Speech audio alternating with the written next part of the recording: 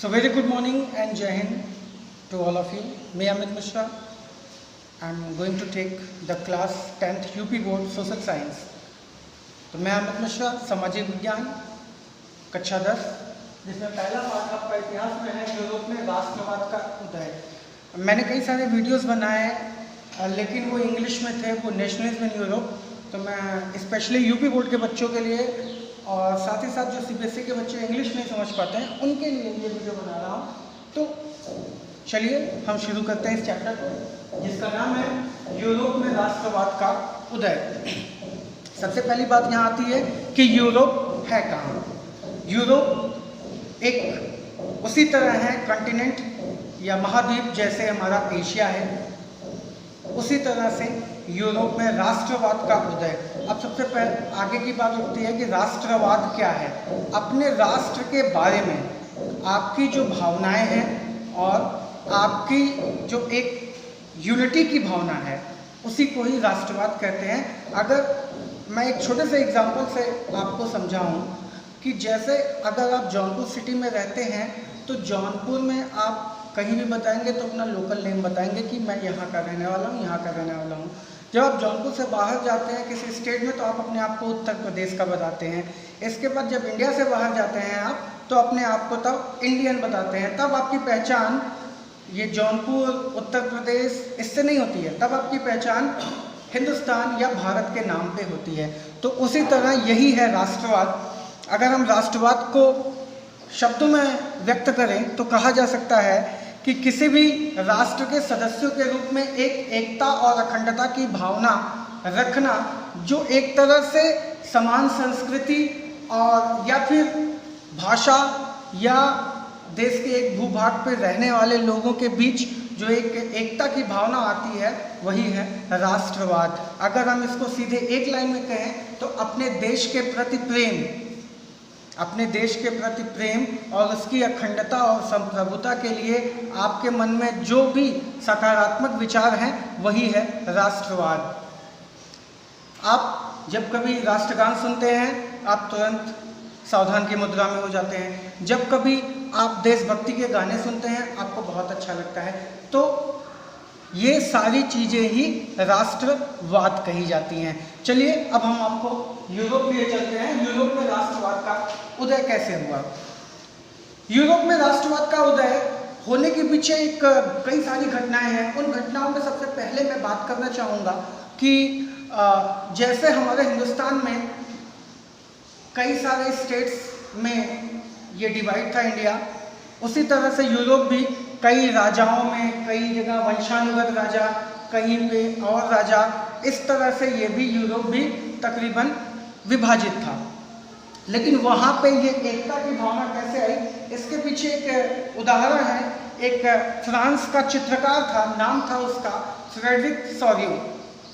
उसने 4 सीरीज की एक पेंटिंग बनाई। उस पेंटिंग में उसने पहली बार स्टैचू ऑफ यूनिटी, आप सबको पता होगा स्टैचू ऑफ यूनिटी कहाँ है, अमेरिका में है, लेकिन वो फ्रांस का देन है जो अमेरिका को उन्होंने गिफ्ट दिया था। वो इस समय फिलहाल शिकागो में है। ठीक, तो ये स्टैचू ऑफ यूनिटी बनाई और साथ ही साथ उन्होंने उस स्टैचू ऑफ यूनिटी में एक महिला को दिखाया जिसके एक हाथ में मशाल थी, दूसरे हाथ में किताब थी। और साथ ही यूरोप के जो लोग थे वो एक ट्रेन के माध्यम से एक झंडा लेके चल रहे थे और ऊपर से देवदूत पुष्पों की वर्षा कर रहे थे। कि ये पहली बार ये फीलिंग दर्शाई गई चित्र के माध्यम से कि हम सभी लोग यूरोप के रहने वाले हैं, चाहे अलग अलग स्टेट्स में हैं, लेकिन हम सभी का एक कॉमन कल्चर है।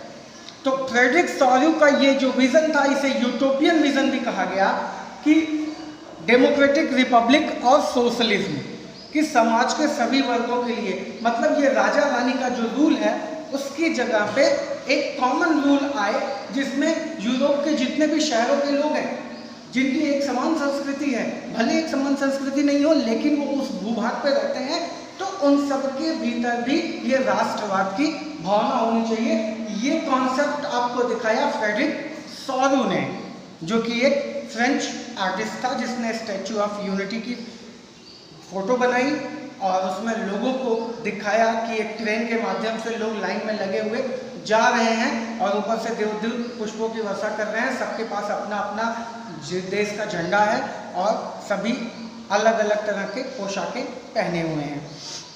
तो इसकी शुरुआत हुई, जिसमें मैं सबसे महत्वपूर्ण घटना का उल्लेख करना चाहूँगा, जो है फ्रांस की क्रांति। इसे फ्रेंच रेवोल्यूशन भी कहा गया। फ्रांस की क्रांति, फ्रांस में एक बॉर्बन साम्राज्य था जिसका राज हुआ करता था। उस बॉर्बन साम्राज्य का जो राजा था, नाम था लुइस 16वां। लुइस 16वां जब 20 साल की उम्र थी उसकी, तभी वो राजा बना। कक्षा 9 में आपने पढ़ा होगा इस फ्रांस की क्रांति के बारे में। तो लुइस जो 16वां था वो बहुत अयोग्य राजा था। उसकी पत्नी का नाम था मैरी एंटोनी। और लुइस जो 16वां था वो उस समय गद्दी संभाला जब पूरा जो देश था फ्रांस का बहुत मुश्किल में था। आर्थिक हालात बहुत खराब हो चुके थे क्योंकि खजाने की हालत बहुत ही दयनीय थी। जो भी खर्च चलाया जा रहा था वो जनता से लिए गए टैक्सेस से, मतलब कर से। अब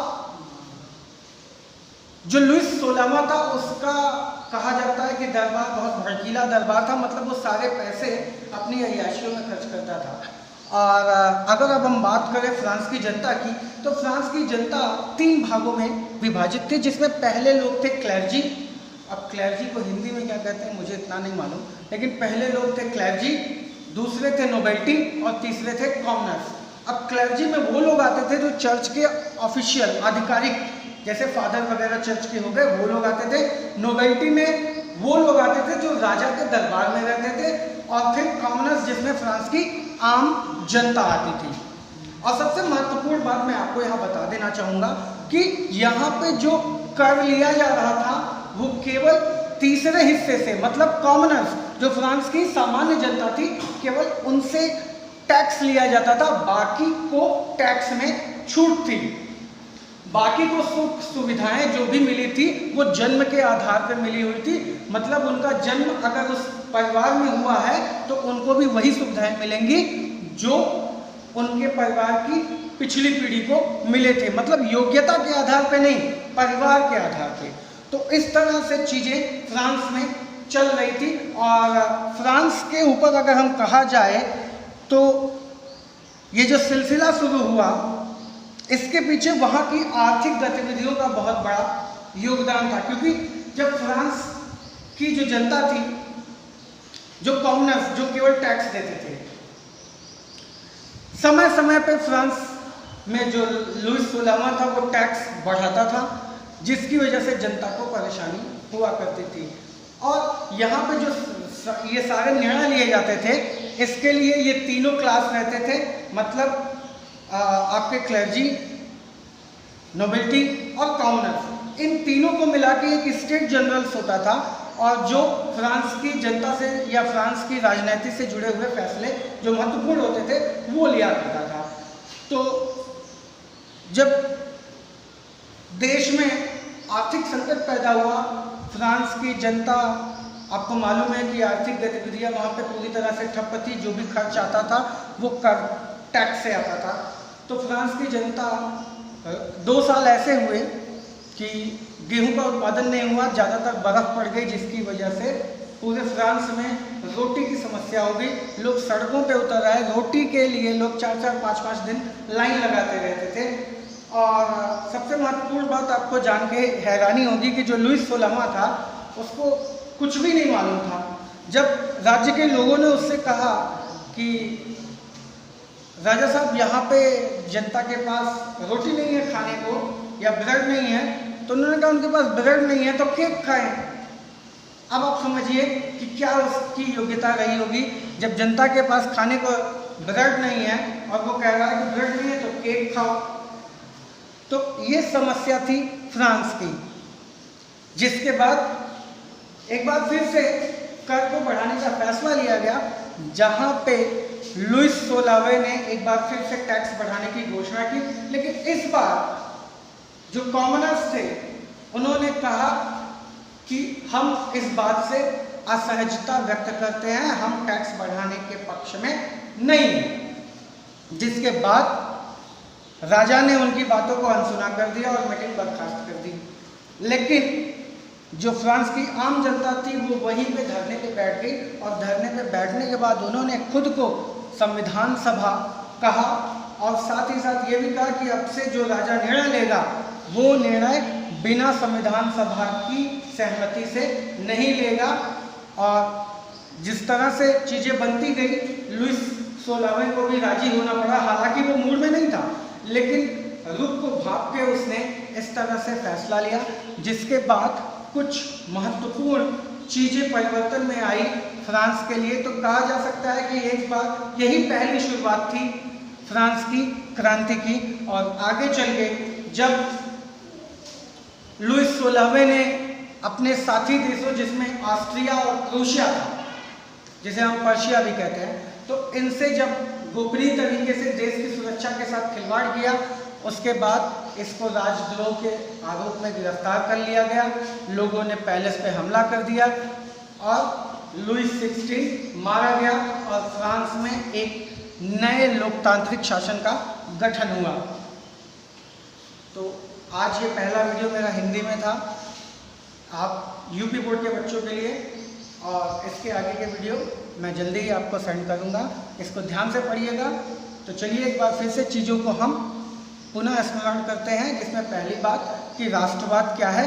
राष्ट्रवाद एक ऐसी भावना या अभिव्यक्ति आपके देश के प्रति, जिसमें देश से जुड़े हुए प्रतीकों का सम्मान हो और देश के लिए आपके अंदर एक भावना हो जो एकता और अखंडता और संप्रभुता की डोर में बांधे रखती है।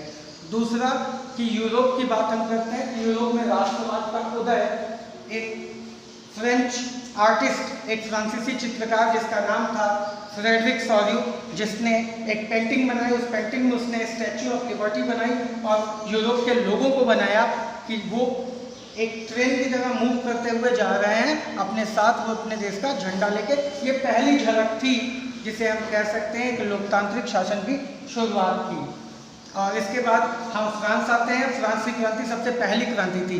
एक और सबसे महत्वपूर्ण बात, उस समय जो ऑस्ट्रिया का एक चांसलर था, नाम था उसका ड्यूक मेटरनिक। ड्यूक मेटरनिक ने एक शब्द का इस्तेमाल किया था जिसमें उसने कहा था कि जब फ्रांस को छींक आई तो पूरे यूरोप ने सर्दी पकड़ ली। मतलब ये कि when France sneezes the all Europe catches cold. तो ये तरह के वाक्यों का प्रयोग किया गया। तो इससे हमें यही प्रमाण मिलता है कि जो फ्रांस की क्रांति थी फ्रांस की, उसका संपूर्ण दुनिया पे बहुत ज़्यादा प्रभाव पड़ा है। और जब आप आगे बढ़ेंगे तो आपको ये भी पता चलेगा कि आपके हिंदुस्तान में जो क्रांति हुई वो क्रांति पे भी फ्रांस का कितना बड़ा प्रभाव है। लुइस 16वें के बारे में मैंने आपको कुछ चीज़ें बता भी दी। तो मिलते हैं अगले वीडियो में। जय हिंद।